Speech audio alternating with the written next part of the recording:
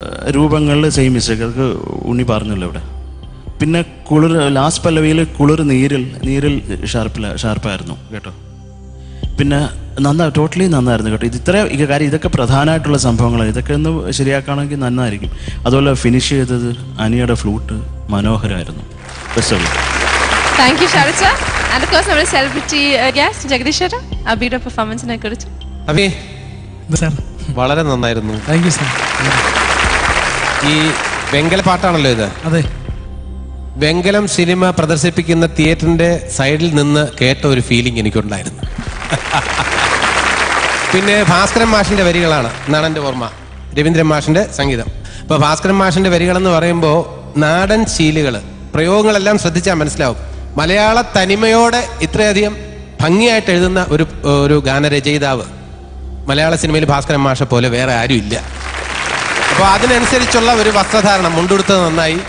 പിന്നെ ജുബ്ബ വേണമെങ്കിൽ ആവായിരുന്നു, സാരമില്ല, കുഴപ്പമില്ല, ഷർട്ടും ഓക്കെയാണ്. അതിനുവേണ്ടി മുണ്ടും ജുബ്ബയാണ് നാടൻ എന്ന് ഒരു സ്ഥിരം ക്ലീഷെ ഒഴിവാക്കി, അതും കൊള്ളാം. പിന്നെ നല്ല ഫീലിംഗ് ഉണ്ടായിരുന്നു. പിന്നെ ഇവർ പറഞ്ഞതുപോലെ ഇവിടെ ജഡ്ജസ് എന്ന നിലയിൽ അവർ ക്രിട്ടിസൈസ് ചെയ്യുമ്പോൾ പോലും രഹസ്യമായി എന്നോട് പറഞ്ഞു ഇത് വളരെ ടഫ് സോങ് ആണ്. അത് സമ്മതിക്കുന്നു. അപ്പോൾ കുറ്റപ്പെടുത്തിയത് ഇങ്ങനെ ഒരു ടഫ് സോങ് അറ്റംപ്റ്റ് ചെയ്യാൻ തോന്നിയത് തന്നെ ഒരു ഗട്ട്സ് ആണ്. അതിന് ഞാൻ അപ്രീഷിയേറ്റ് ചെയ്യുന്നു. പിന്നെ ഞാൻ രാഗം ഏതാണെന്ന് സൂത്രത്തിൽ ചോദിച്ചു മനസ്സിലാക്കി ഔസേപ്പച്ചനോട്. ഔസേപ്പച്ചൻ പറഞ്ഞു ദർബാറെ കന്നഡയെ ബേസ് ചെയ്തൊരു പാട്ടാണ്. ഫുള്ളി അല്ല, എനിക്കറിയാം. 2 വരി പാടുമ്പോൾ അറിയാം എന്തൊക്കെയാണ് ഇവർ പറഞ്ഞ തിങ്സ്, പ്ലാൻസ്, ഇതൊക്കെ കയ്യിൽ നിന്ന് പോകുന്നത് നേരിട്ട് മനസ്സിലാക്കാനുള്ള കഴിവ് എനിക്കുണ്ട്. അതുകൊണ്ട് ഒരിക്കലും ഞാൻ ഈ വക സോങ്സ് അറ്റംപ്റ്റ് ചെയ്യില്ല. അതുകൊണ്ട് തന്നെ ഇങ്ങനെ അറ്റംപ്റ്റ് ചെയ്യുന്നവരോട് എനിക്ക് സ്നേഹമാണ്, ബഹുമാനമാണ്. Well done Abhi. Thank you Jagadish ചേട്ടാ. ഓക്കെ, നമുക്ക് മാർക്സിലേക്ക് എടുക്കാം. അബി, ശരച്ച 16 out of 30. ഉണ്ണിയേട്ടാ? I will also give 16. 16. Ouseppachan sir 30. I will give you 18. 18 out of 30. And Jagdish ചേട്ടാ 10 മാർക്കിലാണ് പ്രസന്റേഷൻ. ഞാനൊരു 8 mark. 8 out of 10. Total 58. 58 marks ആണ് അബിക്ക് ജഡ്ജസ് നൽകിയത്. അടുത്ത റൗണ്ടിലേക്ക് കടക്കണമെങ്കിൽ നിങ്ങളുടെ എല്ലാവരുടെയും സഹകരണം, പ്രോത്സാഹനം SMS ആയി തന്നെ എനിക്ക് തരണം. എനിക്ക് SMS അയക്കേണ്ട format ISS space Abhi ABHI. Next up super hit songs റൗണ്ടിലെ അടുത്ത സോളോ പെർഫോമൻസിനായി നമുക്ക് സ്റ്റേജിലേക്ക് സ്വാഗതം ചെയ്യാം ഐശ്വര്യ റാവ്.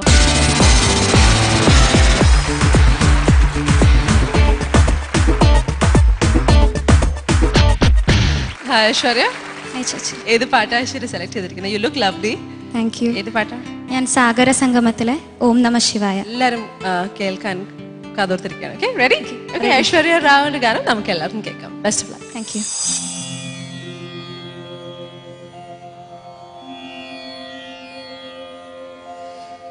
ഓം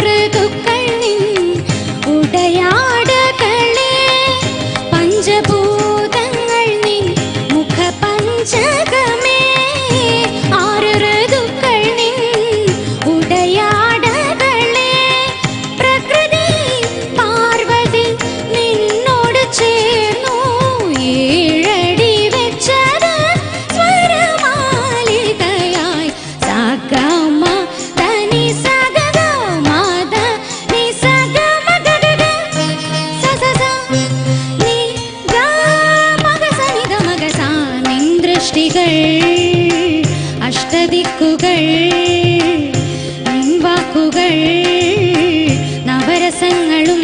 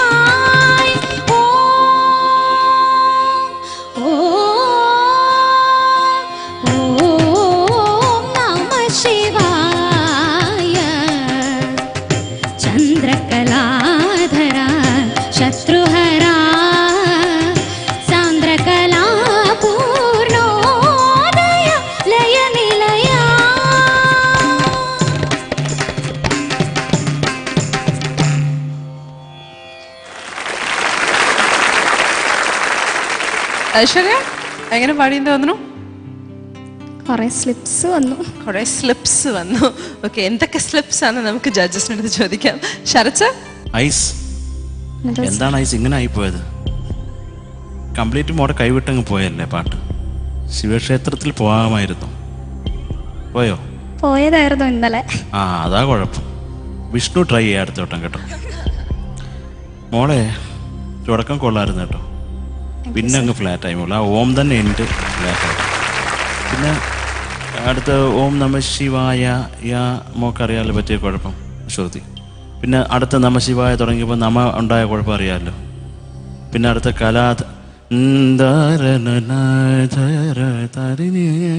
ചന്ദ്രകലാധര അത് അങ്ങോട്ട് വരണം കേട്ടോ, എങ്കിലേ അത് കൊള്ളാവും. പിന്നെ പിന്നെ മോളെ സാന്ദ്രകല എന്ത് പാടിക്കുക? അതെന്താണത് ഭയങ്കര സ്ട്രെയിൻഡ് ആയിട്ട്? ഒന്നുകൂടെ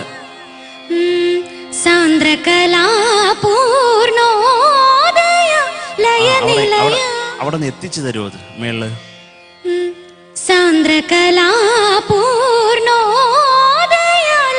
ഇപ്പോഴും മോൾ അവിടെ ഫ്ലാറ്റാണ് കേട്ടോ. ഒന്നുകൂടെ കുറച്ചും കൂടെ ശക്തി എടുത്തങ്ങ് പാട്. സാന്ദ്രകലാ